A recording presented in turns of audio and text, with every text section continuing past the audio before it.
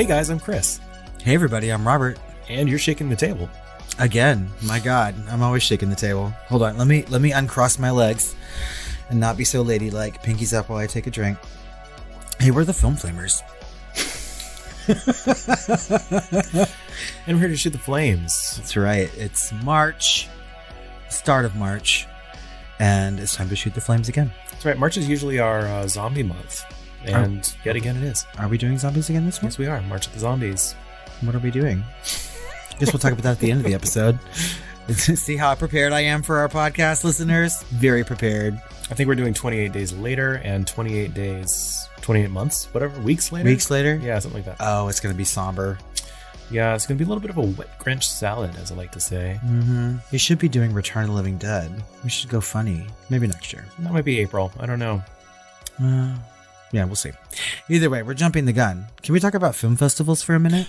Oh my God, should we? Yeah, probably. Yeah, so at the end of the month, we're going to make our now annual pilgrimage, which is hopefully now a tradition, to New Orleans, where we are going to go to the Overlook Film Festival. That's right. We really enjoyed last year's festival and all the movies that we saw there. I mean, the movies for sure were excellent. So, yeah, and a lot of them ended up in both of our top 10s. That's right. Yeah. So maybe this will happen again, but I think we are both very much looking forward to it. In fact, they announced the lineup this week. So I think we're doubly excited now. That's right. And I think they're punching up a little bit this year because they've got really exciting big releases for their opener and closer. And I think at least one of them is like a world premiere. Yeah. Evil Dead Rise, I think maybe. Or Renfield, one of them. Yeah. But yeah, it's opening with Renfield and closing with Evil Dead Rise. And Nicolas Cage is going to be there. And John Goodman's going to be there talking about along with the director of that Joe Dante for their film back in what, like 1990 or something? Matinee. I liked Matinee when I was a kid. I am so looking forward to this screening of Matinee because I love Joe Dante so much. I have such a hard on for his appearance there. It's ridiculous. Just to be in the same room with Joe Dante for a Q&A, like I need to start thinking of a question. And I hope it doesn't have to be about Matinee because Gremlins and The Howling are like two of my favorite horror movies. Right. And so I remember telling you that over text because I think you were working and I was reading the email and I was like telling you like live, you know, what all was going on. And then you were like, I'm hard right now. I really was. No, I was at a fucking funeral is what was happening. So I really needed that information. And I shit you not, like I got half chub. I was like, Joe Dante, you are fucking kidding me. I'm so excited. Like, you're right. I think this festival is really ramping things up. I think this may be like, I don't even know, maybe it's 4th or 5th year. So they're slowly like becoming a big named film festival, right? Obviously. And we're getting some like upcoming tentpole movies here. And the lineup itself looks really good. Like some of the movies have been on my radar. Like people are talking about it on social media. We've seen news items about this. You know, we may have talked about some of them on Shooting the Flames. We have good directors. It's like, and there's a lot of different kinds of movies. There's a couple documentaries, which they didn't have very much of last time we were there. Yeah. And so I feel like the caliber of film maybe even higher than last year. So I'm super looking forward to it. Yeah, we'll have to see. I don't know. Maybe it's getting more poppy and less quality. I don't know. You know, we'll just have to see. And it's probably going to be different every year, you know, and we're going to have different issues every year and things like that. It's a big event. And so I don't know. I think a lot of the success is due that they were able to get people from like Shudder there and, you know, a lot of other places. So a lot of these movies actually got signed, you know, for distribution while they were at Overlook last year. That's right. So that was fun.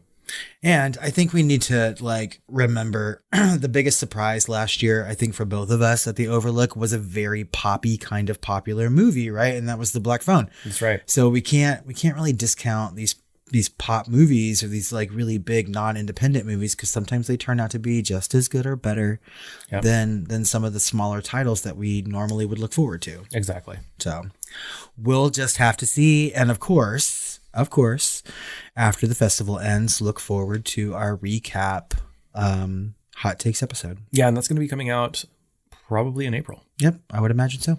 Yep. Well, Chris, we got 3 new reviews. Yeah, I don't know if that's any kind of record, but it seems like it.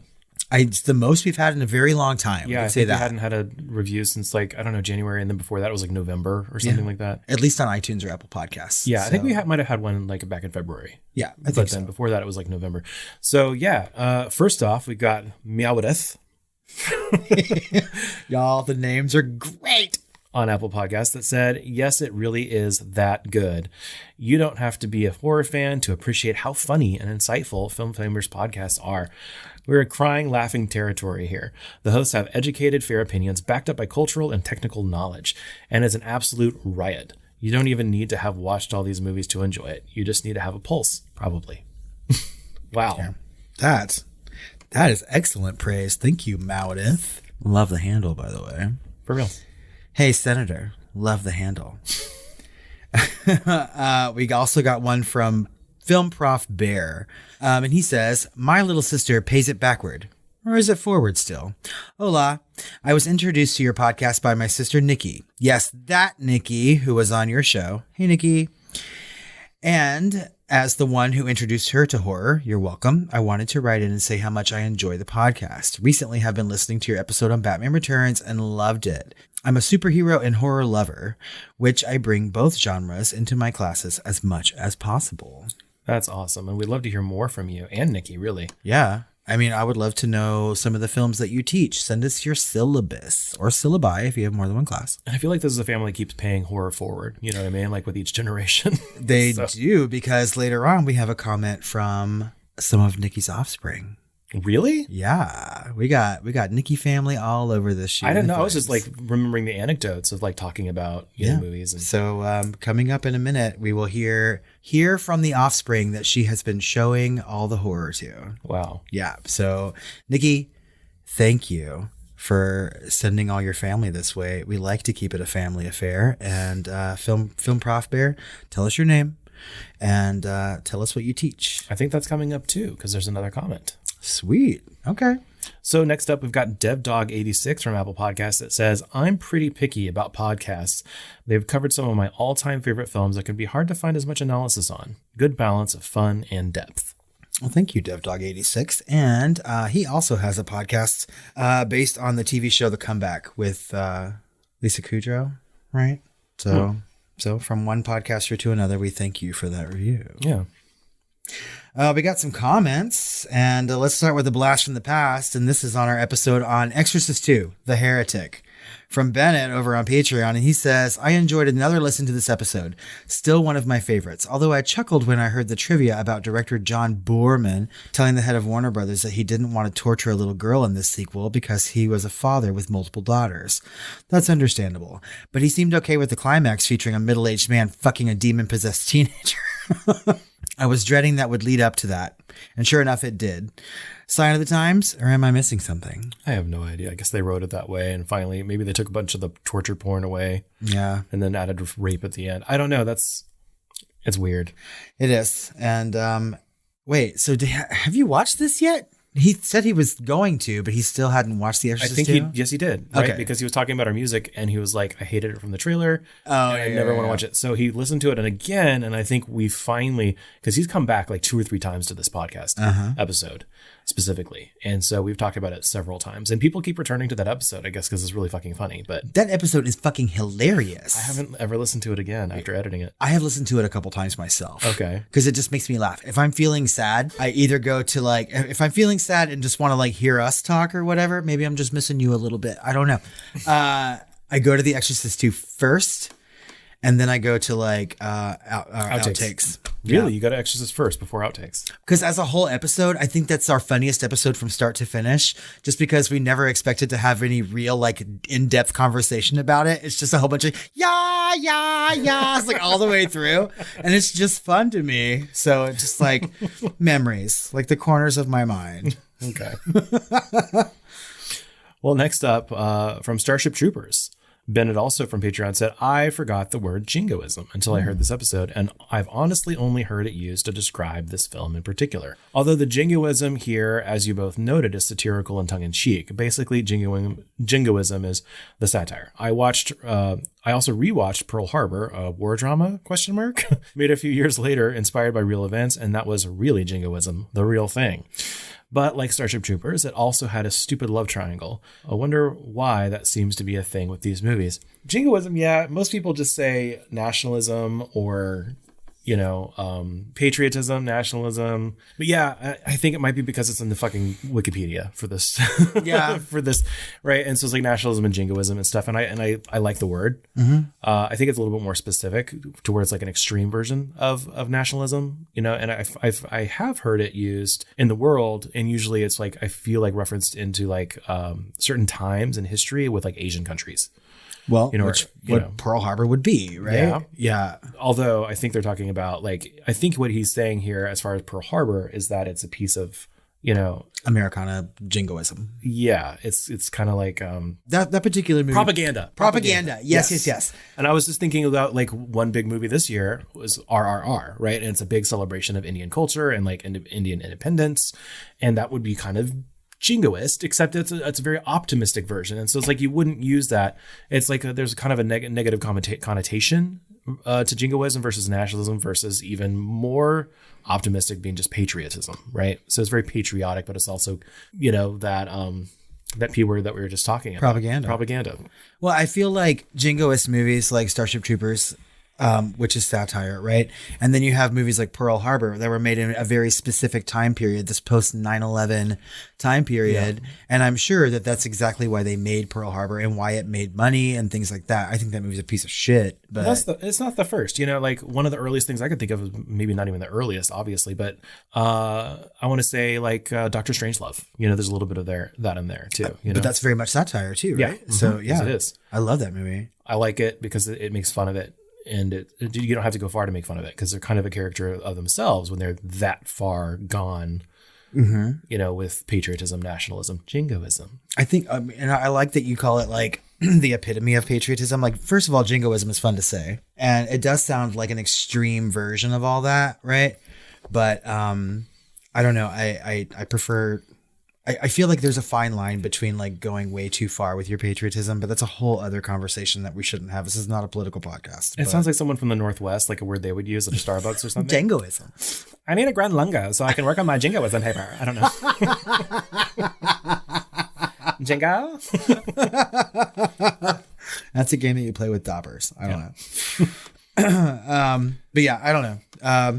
Starship Troopers, Jingo Unchained. Also, Bennett, I'm sorry that you watched Pearl Harbor again. I'm so sorry. Our condolences. From our episode on Nightmare on Elm Street, Bear, Nikki's brother, says... Fun fact, Never Sleep Again was directed by one of my former students, Andrew Cash, who has gone on to edit and direct DC's Legends of Tomorrow. Never knew about the Dreamweaver song intro influence. For me, Freddy provided a thing that recent films don't really provide, and that's a reason to root for the characters. For example, things like Terrifier. His victims are random, and nothing was set up to want him to win other than you simply like gore. Agreed. Yep. In Nightmare, while Freddy is a serial child killer, taking justice into one's own hands still has consequences, no matter how justified it may feel to the audience. The sins of the father. Anyway, knowing that some of the inspiration came from Craven's students, I am more inspired to push my love of horror onto my students to go create films.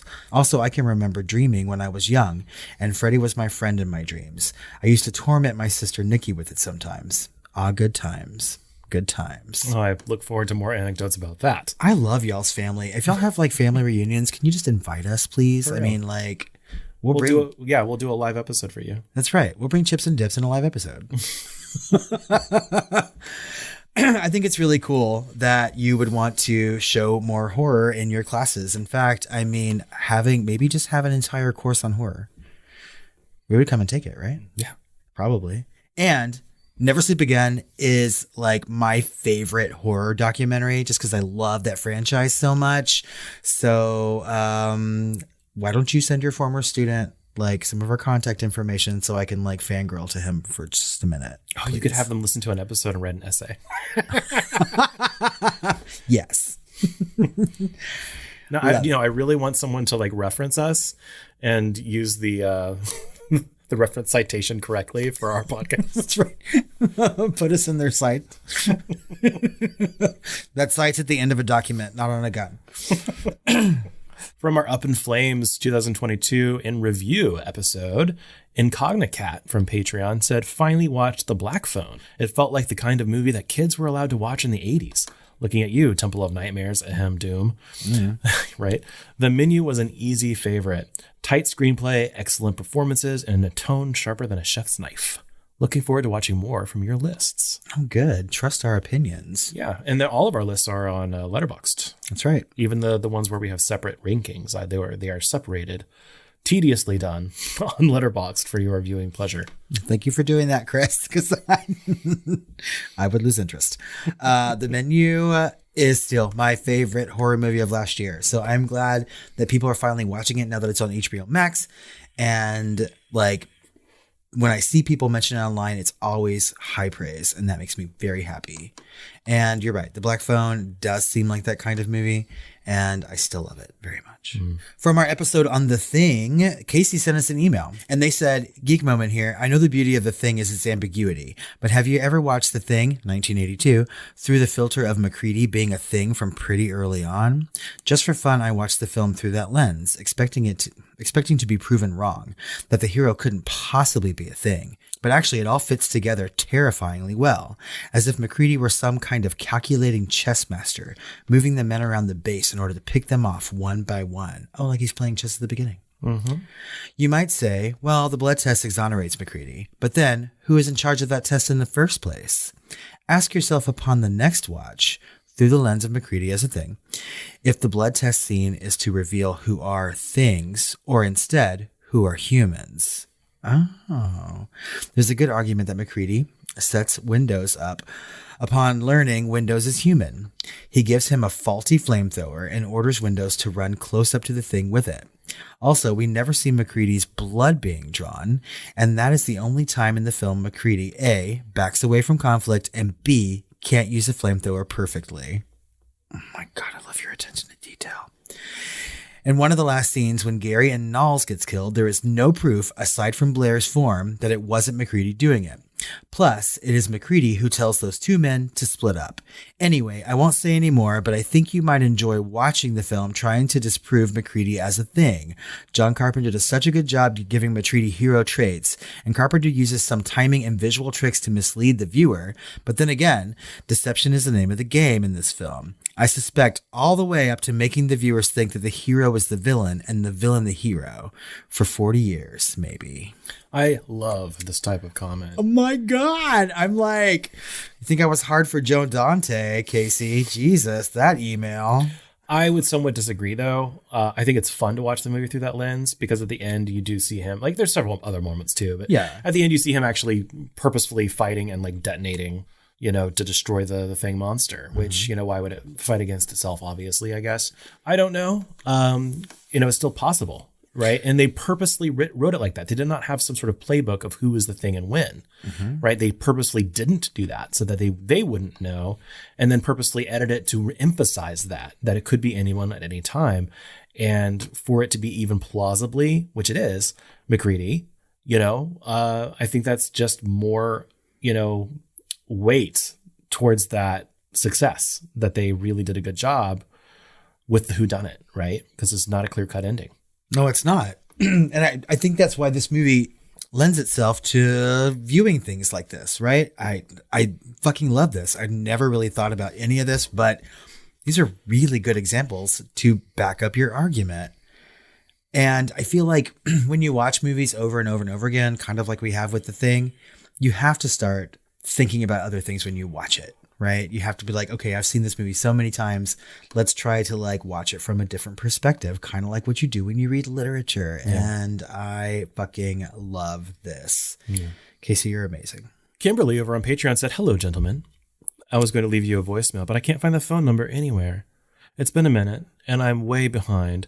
I've been busy with my new job and I have a new man. Oh, he's also been keeping me busy. Devil face. How far into the thing do I need to fast forward to get past the dog brutality? Also, just occurred to me, they're in Antarctica. What happens if it takes over a penguin? It will be the derpiest looking parasitic alien life form and not at all scary. P.S. The boyfriend found out that I've never seen Chut, so he made me watch it. The production value was equivalent to a homemade porno. Ta-ta for now. Hey, Kimberly. It has been a minute. I love that you're happier now. That's amazing. I love that for you. And also, our phone number is at the end of every episode. We say it, and it's in the show notes of all of our episodes. It used to be on our website before I had to redesign it because of the stupid template changing on us. I need to add our contact information back. It might actually be on there. I need to go look. I don't even know. But yeah, we say it at the end of every episode, and then we also when we do our sexy voices. And then, of course, it's in the like I said, in the show notes of every episode. That's right. So if you are stopping the episodes after we talk about the movie, you are missing some gold. And I somehow feel like you don't do that. You of all people, Kimberly. Come on. Also, it's 972 666 7733. Glad you got a new man. Glad he's keeping you busy. Tell me where you found him. Now, what is that derpy tattoo you have on your leg? Or where is it? My derpy tattoo? Yeah, I thought you had a tattoo of a penguin. I do have a tattoo of a penguin. It's not derpy, though. It's amazing. See, thought you were going to say something about derpy penguins. Well, I was about to, actually. I was just like, I don't even want to think about what. Well, actually, I do. Some mutant penguin. I love penguins. We need a penguin villain. Some sort of hentai penguin. Yes, a tentacled penguin. With girls running around in like panties. I don't know. Maybe I have a certain idea of what hentai is. You've never seen Chud, Kimberly? The fuck? I've never seen Chud. The fuck? Well, we're watching Chud. Okay. But she's right. The production value is really not good. But it has a very young Daniel Stern in it. Okay. Yeah. Who's that? He was the non-Joe Pesci burglar from Home Alone. Oh. Yeah. Wow. Mm-hmm. Claim to fame. Hey, Kimberly. Editing Chris here. To answer your question about the dog dying, once you see the dog enter the kennel with all the other dogs, I guess you could skip about, let's say, 6 to 10 minutes. But either way, you don't see a dog die. You see a dog get sprayed with some stuff, and it's kind of eluded. But yeah, you don't really see much. So I think you're probably safe to watch it, so you can enjoy all the glory that is The Thing 1982. We got a comment from @Elephant over on Instagram, and he says, "Hey, it's Nikki's son. I just finished your Thing episode and it was great. I was wondering if you would ever do an episode on Christine with the evil car. I just watched it and that was quite the ride." I've actually never seen Christine. The fuck? You've never seen Christine? I've seen like basically every other adaptation of Stephen King. Except for Christine? Basically. It's John and Carpenter. Cujo. I've never seen Cujo. Oh my God, you're blowing my mind right now. I love Cujo. I love Christine. Yeah. So yeah, I need to do that. But we've had a string of Stephen King stuff before, and we've had top 10, like short stories, books, or whatever, and movies. I think we've had for StephenKing. I don't know. But yeah, we'll eventually get there. I mean, I love that we're not running out of classics and they things keep like making that. more. Yeah. So, but I feel like we always do these theme months that happen every single year. We need to pick a month that's Stephen King. Yeah. And just do a Stephen King month every year, because there are so many adaptions. Some are shitty, some are great, but they're all fun to talk about. Yeah, we might be running out of like blockbuster type of stuff. And so maybe we can replace one of the summer months with Stephen King. That's true. Right. I mean, we have been threatening to do The Mist a lot. Yes. And you've got to see fucking Cujo and Christine. Okay. All right. Hey, Elephant. And we can move all the Pet Cemeteries over to Patreon. We're done with Pet Cemetery. Well, no, the original one's really good. Is it? It's good. Is it? There's good parts in both, in my opinion. Again, we love this family, y'all. So please keep commenting and let us know what you're watching and all that stuff. We need to just get together and like combine families at this point. Yeah. From our episode on Heathers, we got @TrumpCard45 from Instagram said, when y'all were wrapping up and referencing other movies, it made me think of the parallels with The Menu. If you follow my logic, there are a lot of similarities. What? Are there? I don't get it. You may have to explain your logic @TrumpCard. I don't. Was this really for Heathers? Yeah. I don't see that. Well, I mean, unless you're talking about the destruction of an entire thing, but nothing was really destroyed like it was in the menu. I would think they're talking like more of story or philosophically or satirically. Perhaps. Maybe. Tone? Maybe. I think it's just a little above my head. Yeah, me too. Explain, please. Send us another comment or DM us or something like that. Because speaking of Derpy, you're gonna have to help us out. I would really like to know. Help my synapses connect. Okay, because I just don't understand. Because I feel like there's gold to mine in that comment. Probably. Yeah. I mean, because the menu. I think the menu is saying a lot of things, and I think that Heather's is saying a lot of things. But I would love to know some of these parallels because I don't see them. But I would love to have your arguments as to why there are. Yeah. What's your damage? Fuck me gently with your comment. How very. At Orion Yannotti over on Instagram said, great episode as usual. This is one of those rare gems that could never be made today. I never knew there was a remake, and I'm going to choose to believe there isn't one. Love you guys. I'm going to DM you a pic of my Veronica Halloween costume from last year. There's a remake? I know there was a show. There was a TV show. I don't think it's quite a remake. It's kind of a reimagining, if you will, I guess. Okay. I need to show you the pictures of his costume though, because they are fucking gold. From Heather's? Yeah. So he DM'd us on Instagram and I forgot to show you before we started recording. Damn it. Yeah. They're so fucking good. So good. Okay. Love it. Hey, Orion, let us know if we can post those to our Instagram, please. Or I'll reach out to you and ask. McKenna over on Patreon said, my favorite quote from this movie comes from Veronica's dad. I don't patronize bunny rabbits. I forgot about that. Or was it, I don't patronize bunny rabbit? I don't know. I don't patronize bunny rabbits. You said it right the first time. Why did I say that? You're an idiot. That's fucking hilarious, McKenna. We forgot about that quote for sure. BattleBurrito over on Patreon said, it's weird how absolutely iconic so many lines and moments from this movie were, but the movie as a whole was just okay. These moments are good enough to warrant a watch, but I'm not chomping at the bit to rewatch it. Yeah, I'm a little bit more warm to it, but based on our ratings, neither of us rated a 5-star. No. It has problems. It's not a perfect movie. Yeah, it's not a perfect movie. But I also feel like we've had more experience with it and there's a little bit of boner going on. Yeah, it needed a little bit more kill your darlings type of editing moments in this movie, and then it would have been just solid gold. But he's right though. I mean, iconic lines and moments for sure. I mean, there's a reason why this movie is pop culture. For real. James over on Patreon said, I didn't even know of this movie till now. I don't know how it slipped past me. What, James? What? Living in a cave. Climb out from underneath that rock and go watch Heather's. Go watch it right now. Yeah, I don't know. Does this mean just kind of was around but kind of slept through it because it was kind of a sleeper hit? Yeah. And just never had friends that talked about it. I never saw it in pop culture. Also, I mean, I guess that's possible, or just too young. That could be true. I mean, because I think at some point, I think that most people who have a boner for this movie are our age or a little older. And Matt had heard of it, but he had never seen it. Right. So, or maybe he hadn't. Maybe it was what's Heather's? What's your damage, Heather's? I don't know.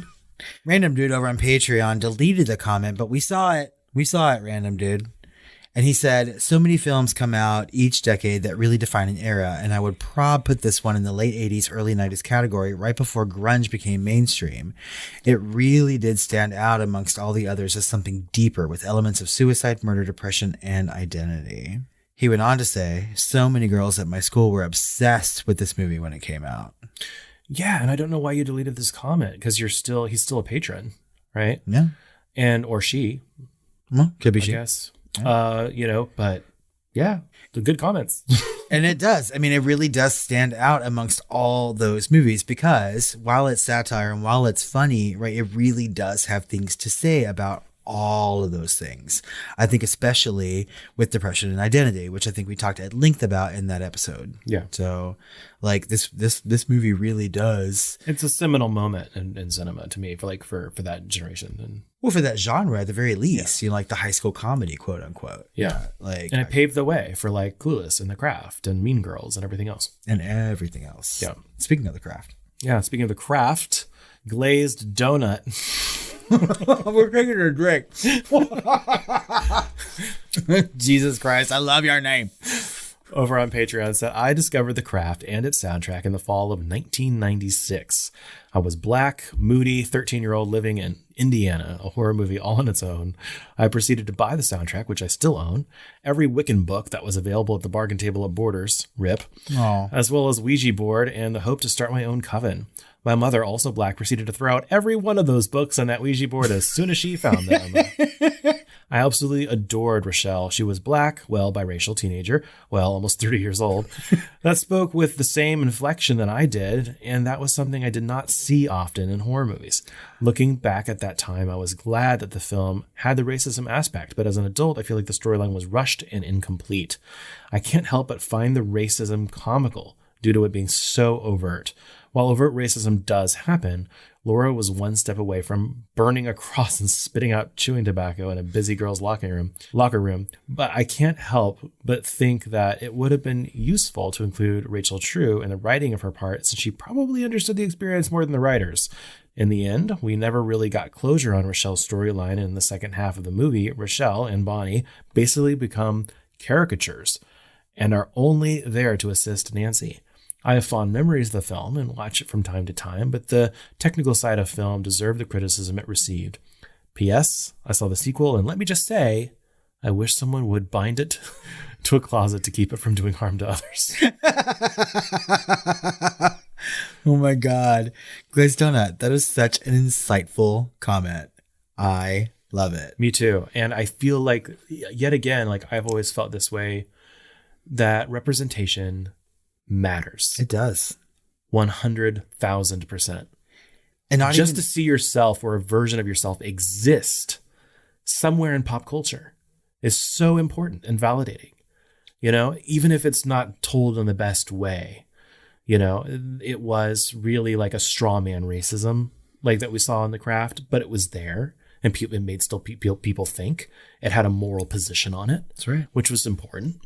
It was weak, but it still was there and it worked and it had its statement, you know, but, and this person felt represented, and that was important for them, you know, and had a real impact on them, obviously. And so I'm happy about that.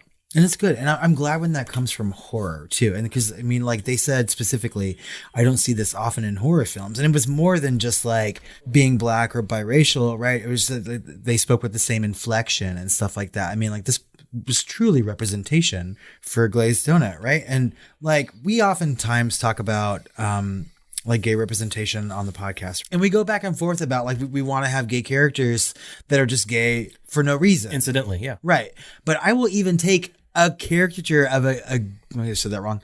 A caricature of a gay person. You know what I mean? Like we used to get like way back in the day. I mean, just seeing someone being gay on screen. They're either sexless, you know, with their life on the side and out of view, or they were dying of fucking AIDS. Right. But I still like to see someone who was like me, you know, even though that wasn't like me. But I love when horror does this. I mean, like this movie obviously impressed upon this person to go and look for like Wiccan things and stuff like that. I mean, like, I love it when movies just do this to your life and you feel represented. Way back when we talked about Night of the Living Dead, that's exactly how I felt. Like I didn't feel represented in that movie, but I felt like there was an actual horror movie that talked about what it meant to be different and meant to be other, right? And that's why I grasped onto that movie and still do today. And so when you have movies like The Craft, Night of the Living Dead, people may love it, they may hate it, but if you find something really deep in there, something that speaks to your fucking soul, right, in a way that only horror can do, it just makes a magical kind of moment. Yeah. So I'm glad that you had this experience, and we will take your advice and never, ever, ever, ever, ever, ever watch the sequel. From our Patreon poll for high school horror, GWilliamNYC over on Patreon said, okay, so as amazing as Jennifer's body was and is for the people just coming around to it, I feel like so many podcasts have covered it. Yes, of course, you two would bring your awesome viewpoints, but still, I feel the same goes for prom night. The babysitter is super fun and definitely worth discussion. And the Covenant for being gay as fuck and queer baiting. Yes. I still need to see that. But Ma is just pure batshit chaos and deserves the Film Flamers touch. They all do, really. I can't wait to talk about these. And we're going to, reduce, reuse, recycle. Yeah. Because every year I think we want to do some sort of high school horror and continue that thread. And so, like, if you noticed, all of those from our Patreon poll, I believe, were like others from our top 10. Yep. Others we had talked about. And so we're going to start watching those and covering those like in either a new poll, or we're going to start deep diving, more of those, because we do need to talk about all these. I have lots to say about the babysitter. I certainly have lots to say about the Covenant, and I definitely have lots to say about Ma. And I have not seen the Covenant or Ma. And so, like, obviously, Prom Night. Prom Night's good. I mean, it's classic. But people do cover it, And I feel like Jennifer's Body, people are starting to come around to it because it got so much hate when it came out. Right. But people in the horror community are like, okay, it's a good horror movie. But when he had this comment, and it's no secret that we also vote in our polls, because we're on there. Right. I had voted for one specific thing. And then I read his comment and I was just like, okay, I'm voting for Ma. Yeah. Right. And then someone came on there and they were like, but the Covenant, blah, blah, blah. I was like, okay, I'm voting for the Covenant. So I changed my vote so many fucking times, George. You have no idea. Yeah. And that's my mistake too, because usually I set up the polls to let people vote for multiple things. Right. And unfortunately, I made that mistake, and the email had already gone out, and I didn't want to like delete it and redo it and like bother everyone with like multiple emails. And I don't know. So it was hard. Yeah. Yeah. So that's my mistake. I'm going to try but Patreon keeps updating the way they do their UI, so it's like, it's different every time. It is. And so whatever. It's not completely my fault. God damn it. Either way, George, you have totally sold the Covenant and Ma on me. And I kind of want to watch Ma like really, really bad. Because if you think it deserves our touch, well, then we're going to touch it. Matthew McHenry from Patreon said, swim fan is a rare example, but as a former competitive swimmer, representation, read Guys in Speedos, matters. I was also in the swim team. Were you in Speedo? But I never saw swim fan. Oh, it's I heard it was like, I didn't hear it was bad. I just heard it was like, it's okay. Like I don't hate it. Was that on our list? No, someone submitted it. Like someone asked about it. Like that was one of the ones that they remember for high school horror. Maybe we'll add it to the list next time, Matthew. Yeah. I think Matthew brought it up. Because I think he said something else. I think he said swim something, and I was like, I heard a swim fan, and I think then. Oh yeah. I remember. Yeah. It's a good movie. That guy is cute. He was in a couple things way back, like in the early 2000s. He was like Bring It On. Like he was a cute boy. Okay. I don't know who And I forgot who the lead female is in that movie. It's not Lily Sobieski, is it? No. Guess that makes me want to die. Why? Because I hate her. Why? Because I don't know. Because she's like the poor man. Shouldn't throw stones in glass houses. Because she played Joan of Arc. I don't fucking know. She was also in a movie called Glass House. She is in Glass House. What a trash Laugh movie at my that joke, is, goddammit. I'm sorry, I did eventually. Okay. So George on Patreon, in regards to me not having seen Ma, said, well, get on it, mister. Plus you get to see Luke Evans's dick, albeit fake. Really? Yeah. Luke Evans's fake penis is in that movie? a torture moment, so. Oh, are they torturing the dick? I don't remember. Oh my God. Okay. So many things. I love dicks. There's a lot going on. I'm going to watch Ma. Okay. I'm going to watch it. I might even watch it today. We'll just see. We'll just see how drunk I get. We got some questions. Do we have answers? We do. Let's find out. So Casey sent us an email and said, hi guys. I just wanted to say I discovered your podcast on Spotify a few months ago, and I really enjoy it. Please keep doing what you're doing. It is refreshing to know that I'm not the only horrorholic out there. And this is a white single mom with a government job talking. Let's just say my job provides many opportunities to make cabin in the woods illusions, but not many folks at work get them. Same Casey. Not the government part. Not the government part, but no one I'm gets like it. Intrigued. Oh my God, you're right. So like a bureaucratic thing, like in that movie. I get it now. I just listened to your top 10 horror stories episode, and I must have looked like a crazy person walking along with my headphones in just saying yes out loud randomly when I agreed with something you said. I am so glad you gave House of Leaves and Poe's Haunted Album some props, and I've read almost everything by Stephen King. The Long Walk is also, in my opinion, one of my favorites as well, and an almost perfect story. But I think The Raft in Creepshow 2 is also an almost perfect story, so to each their own, I guess. No, it's really good. Okay. I will say, if you haven't read the Dark Tower series yet, you should. Also, I would recommend the short story The Willows by Algernon Blackwood. It's maybe 10 pages long, if that, and pretty creepy. I'm a big fan of the horror anthology film Southbound. Yes. And the collective that worked on that film. I would love it if you guys reviewed an earlier film of theirs, VHS. Okay. Or just anthologies or found footage films in general. I know that found footage feels a little tired these days, but I was really impressed with low-budget special effects work in VHS, and also how the writers managed to find a good way to incorporate a video camera into several different stories. Anyway, just wanted to say, keep up the good work. And I replied and said that we definitely have covered anthologies before, usually around Halloween. Like Trick or Treat, which is kind of a loose anthology, very connected anthology, right?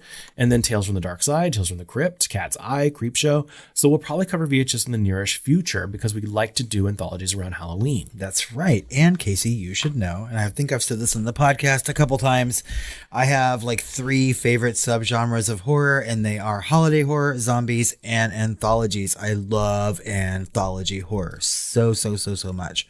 So yeah. Well, we will do more. To her defense, she only found us on Spotify a few months ago. That's true. So she hasn't had the chance to really go into our catalog. You have a lot to look forward to, hopefully. Yeah. Okay, so Stephen King is probably my favorite author. I love his work so much. Long Walk is amazing. I've only read the first Dark Tower book, and it took me a minute to get through it, even though it's like the smallest of the entire series, right? So it is kind of on my bucket list to finish that series because it is like a gaping hole in my Stephen King experience. So your glazed donut? Yes.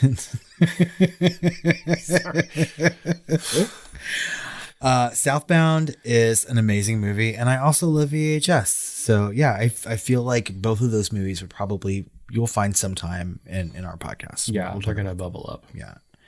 But keep listening and let us know what you think about our other episodes. Nikki finally emailed us, although she does almost every month, and said, I noticed that y'all have been saying adaptation and not adaptation.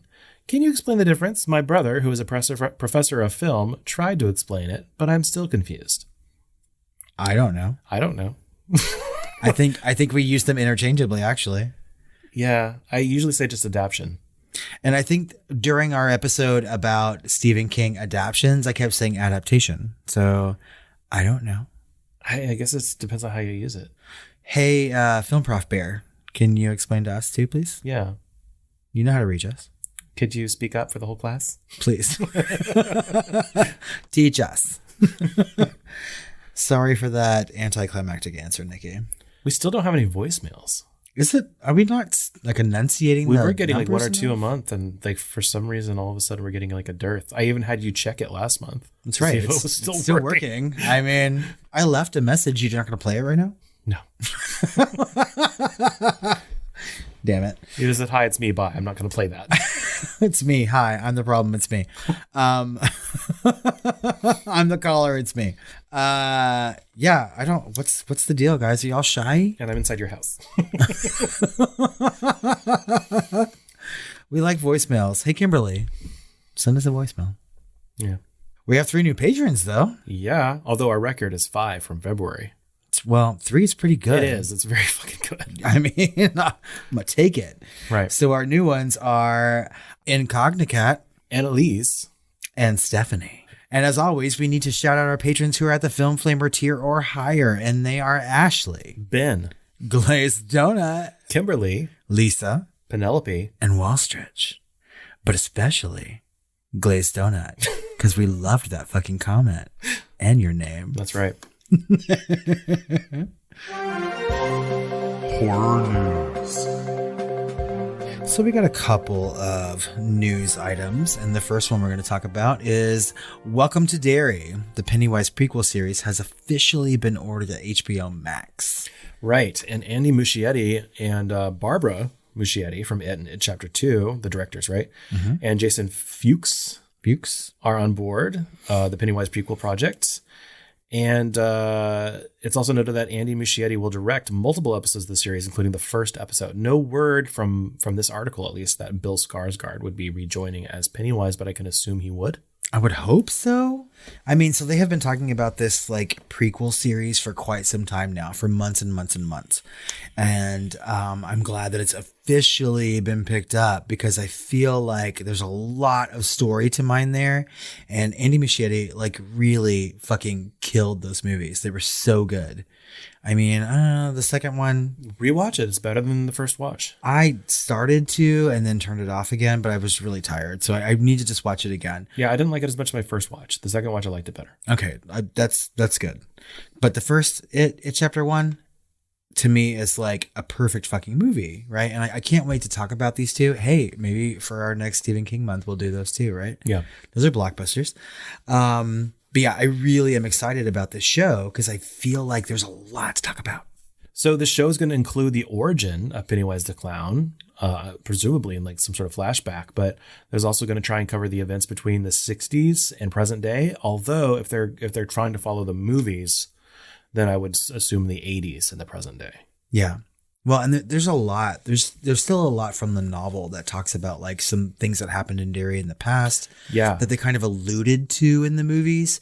And so I feel like there's just a lot. There's a lot to mine in that novel anyway. It's very dense. I would love it if it was an anthology and it started with the origin and then it like skipped around time going forwards. Oh my God, and it was just yes. different characters and different, I would love that. Oh, I just cannot wait. I cannot wait. I love it so much.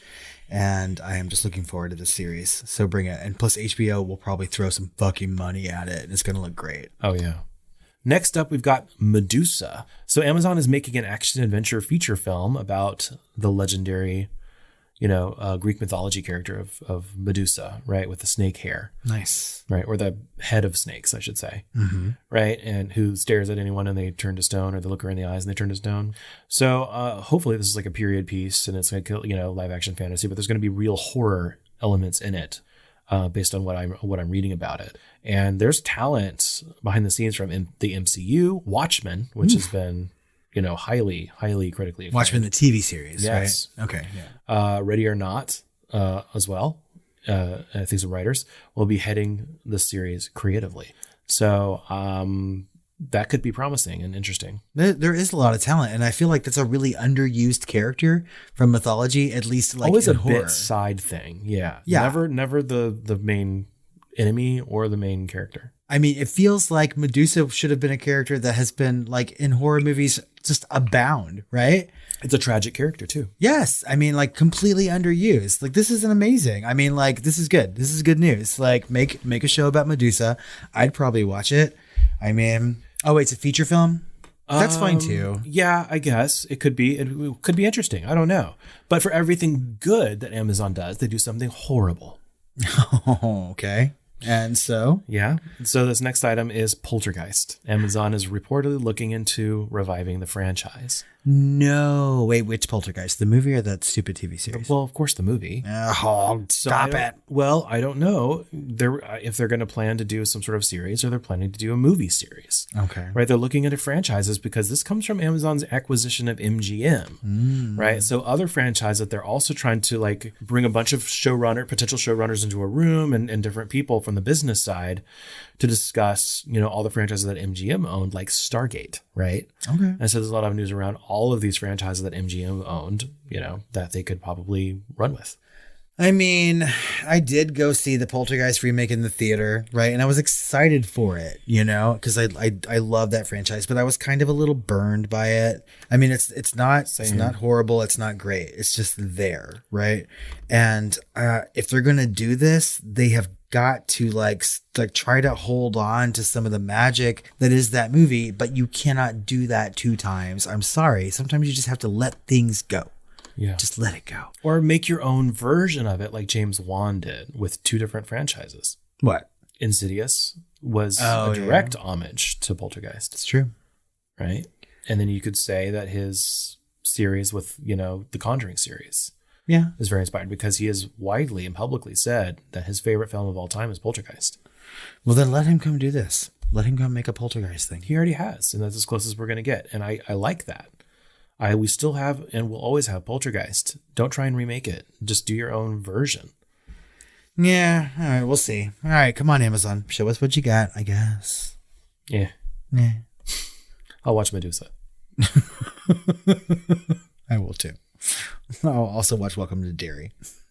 And then, if we have time, we'll watch this Poltergeist. Okay. Coming soon. So we have some trailers to talk about, and hit or miss. But let's get started with Swarm, that is coming on March 17th to Amazon Prime Video. So we'll see what Amazon brings us with this one, but I kind of like this trailer. Yeah, this is from Janine Neighbors and Donald Glover, I guess, in a producing capacity, starring Dominique Fishback, who widely is seen as someone that is under the radar, but should be over the radar, right? Should be. I mean, for this alone. Yeah, and judging by the trailer, she's doing a damn good job. And this looks like a much more of like a thriller horror, you know? And it has to do with obsession of, you know, like a Beyonce type of character, right? Yeah. And so like this person is like obsessed with this Beyonce type character, you know, and they're killing other non-fans or non-serious fans or people that are getting in the way of her seeing this person in person. And that's right. It's kind of like a swim fan type of situation. I don't know, you know, like I'm your number one fan. It's like Misery, but reverse. I don't know. Yeah, because she keeps asking like, who's your favorite artist or whatever, right? And I mean, it's obviously Beyonce because there's so much like Beehive stuff You're a going killer on. bee. Yeah, I was just like, come on now. But it looks really, really good. Like she looks like she is playing like crazy or like women on the verge of a nervous breakdown kind of thing really, really well. And it looks like the horror could be subtle, but at times also very gory. And there's some like comedy in here too. So it's got a little bit of everything. It's also black horror. And I like that because it seems like they're incidentally black versus like a black story. Like both are important, but I think that's important to have both. Yes. And also Donald Glover. I mean, like, come on, like he makes good things. Yeah. So I'm looking forward to this. I really, really want to watch this. In fact, like I had seen some mention of it on social media. Hadn't seen the trailer until today, but I am fucking on board. So let's do it. Yeah. Next up, we've got Malum. Malum. In theaters March 31st. And this is a reimagining of the quote unquote cult horror hit Last Shift from 2014 that I've never seen or heard of. Yep, never heard of it. Yeah, so they actually reached out to us to see if we wanted to see a screener and do interviews. And this trailer has legs, you know, and is all over social media right now. Apparently, it is like I have seen so many posts about social media, so many posts on social media about this movie, mostly from like news outlets, you know. But it seems kind of run of the mill. It does. It seems good budget, you know, good production value, but it just doesn't seem. It seems like kind of like Boogeyman that's coming out. It seems like a lot of these trailers that are coming out, you know? Well, I mean, it seems like I've seen this before. And I guess it's a reimagining, so maybe I have seen it before and forgot about it. But it doesn't seem like there's anything new in this whatsoever. It seemed very by the numbers, and I was just like... And forgettable, because I already forgot what the fuck is in this trailer. I mean, there were some creepy moments. There was that female police officer, like obviously on the Last Shift. Okay, yeah. It's like at a mental facility, and there's like a cult. A cult. Yeah. There were creepy moments in this trailer. It looks like it could be visually frightening, but I mean, like the rest of it, I think like we were watching this at the very end, it was like only in theaters. And I was like, this is going to make no money. Like no one's going to go see this movie. Maybe, I mean, horror fans, but like, it doesn't seem like it has enough mainstream appeal to make it worthy of some big theatrical release. But maybe we're wrong. I mean, maybe I'm wrong, and it could be amazing. I doubt it though. I'm not like itching to watch it. Just like I'm not itching to watch the next movie we're going to talk about, and that is The Pope's Exorcist, starring one Russell Crowe. Yeah. Speaking of nondescript, it's intriguing. It's obviously has a good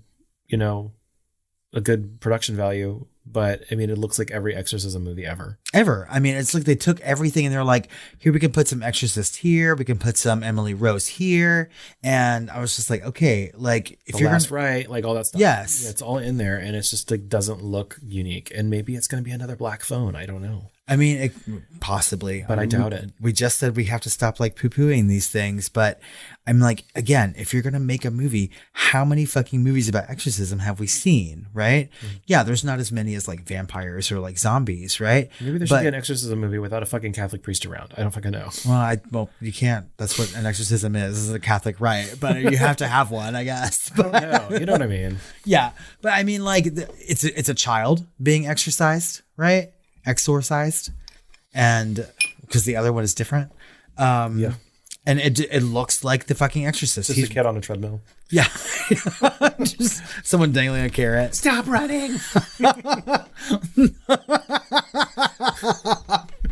The power of Richard Simmons compels you. Call the priest. I mean, but like the kid looks like the Exorcist, and Russell Crowe is walking around looking fat in his like, preacher outfit with a fucking fedora on, That doesn't bother me as much as it does you, obviously. Because I used to think that Russell Crowe was really hot. He's still hot. Now I'm just being really shallow. Yeah.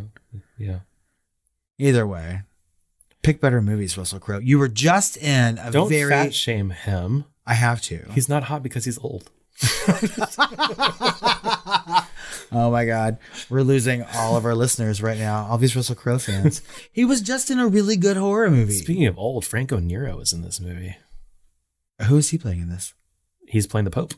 Oh, that's right. That's right. Because Russell Crowe was kissing on his Are hand. you even gay enough to know who Franco Nero is? I am not. I don't know who that is. He played Lancelot in Camelot, the movie. Oh, no. You fag. If ever I should leave you, it would be right now. If ever I should leave you. I'm gay enough to know that fucking song, so take that. It wouldn't be in summer. Oh my God. Well, that's enough of What that. do the simple folk do? Okay, sorry. This is what happens when we drink, y'all. We sing show tunes. We are certainly gay enough.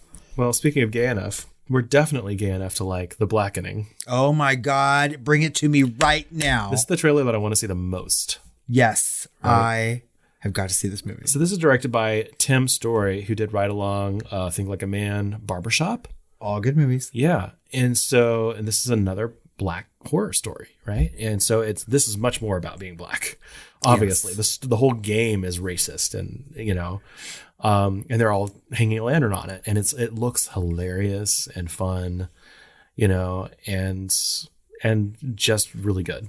It looks like it takes every single trope that Black people have to experience in horror Black movies. Scream. Yes, it's like Black Scary Movie. You know what I mean? Like every single trope that Black people have to experience while watching horror, like being the first one to die or whatever, and just like really turning it onto its head in this meta, hilariously comic way. Yeah, and they're like, "Don't say it, don't say it." Yeah, we have to split up. It looks so funny and so amazingly like smart, and I think like this is exactly what horror needs. Like this is the direction that horror should be going. Not things like The Pope's Exorcist, right? Or Malum. It's movies like Swarm and The Blackening, right? And every other queer like horror movie that we've talked about. We need to start talking about marginalized people in horror and just like giving representation, because this is what we like to watch. Right. And they smartly, because, I feel like African Americans are always talking about how they would just fucking nope out of the situation. That's right. Nikki in general. Right? And so they wrote that into it. Like they really can't nope out of the situation, Yeah. And so they wrote that in, and it's in the trailer, and it's great. I mean, I cannot wait to see this movie. I feel like I'm going to love it. I feel like toward the end of the year, this is going to be like probably way, way high. And maybe I should lower my expectations a little bit just in case. But out of everything that we've talked about so far this year, like upcoming horror movies, I feel like I'm most excited about this movie. Right. And least excited about this next one. Haunted Mansion. God, it makes me want to throw up. Wow. Tell us how you really feel. We've already seen this movie. They made a subpar film about a ride at Disney. Mini series about it too, or something too. Well, we watched that Muppet one. The Muppets Haunted Mansion. That's right. Which was better than the Eddie Murphy one. I never saw it. Lucky. Okay. Well, this is in theaters on July 28th. Okay. No, and it also seems like this is the movie where like actors go to die, right? So we have like Danny DeVito in it, Rosario Dawson's in this, Owen Wilson's in this. I mean, like, what have they been doing lately? And then Disney swooped them up to make another Haunted Mansion movie. Dan Levy is also in it, and Jamie Lee Curtis, although she wasn't in the trailer. No, she was that woman standing with that robe and the big hat. Okay, Jared Leto is also in it as the Hatbox and goes. his career really did fucking die. So he won an Oscar not too long ago. Why are y'all making this movie? What is Disney paying you? We could do a whole podcast episode on people's careers ended after they're getting their first Oscar. Maybe that should be a top 10 list. Top 10 career ending Oscars. Yes. Marissa Tomei. She's in the MCU now. Wait, no, they killed her off. I don't know. I mean, like, I think that we should stop making movies about rides at Disney World, and we should stop making movies about board games. Clue was fabulous, but stop it. There's a movie coming out called Tetris. Excuse me. The Blackening is about a board game. A fake board game. Yes. You mean, okay. Yeah. I mean, like Battleship or whatever the fuck that movie was with Rihanna. Why would they make that? I don't. Like, they're literally, I have no idea what it's about, but there's a movie coming out called Tetris. And if it's about the fucking game where you put blocks in places. No, it's not. Okay, good.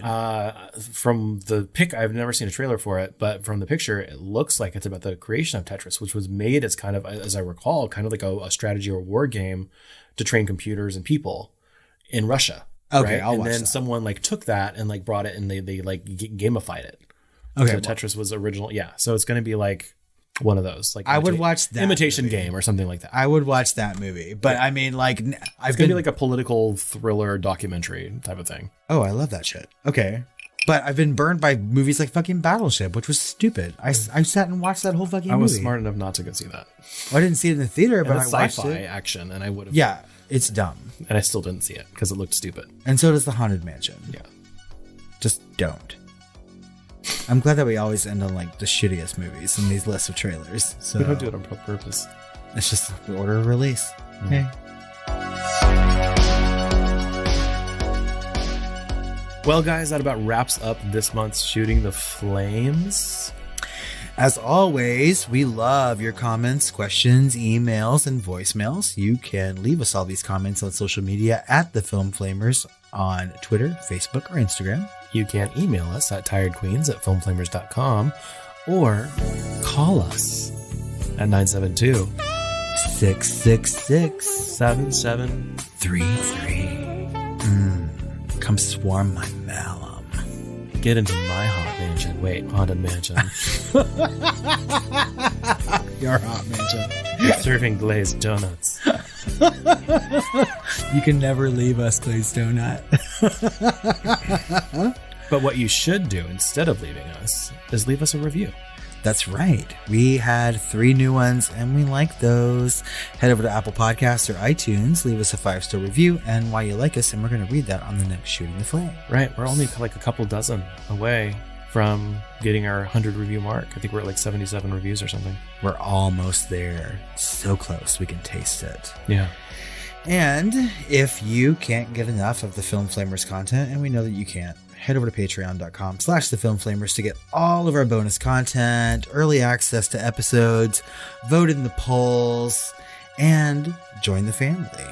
That's right. And this month, we're going to be covering 28 days later and 28 weeks later to continue our March tradition of zombies, marching zombies. And on Patreon, I don't know. We'll have to see what's going on over there. I have to check. And we swear, February's bonus episode is coming out probably at the same time this one is. Yeah, due to a family snafu. Yeah, some emergencies going on. Maybe some moving, maybe some deaths. Some things happening. But yes, Jennifer's Body is coming probably around the same time. And we still have another bonus episode in March. So just look at it as a twofer. Yeah. Maybe a poll. Who knows? But like Chris said, somber zombies. We're about to do it. Get your tissues ready, guys. This is going to be a cry fest. Is it? I cried in 28 Days Later. A couple times. You get to see Cillian Murphy's peen. Okay, I like peen. Well, Robert, I need to refill my drink. That's right. Let's go off and do that. And then we'll have some sweet dreams. I probably won't have any sweet dreams until 28 days later, but Oh, that was stupid. All right, let's go drink.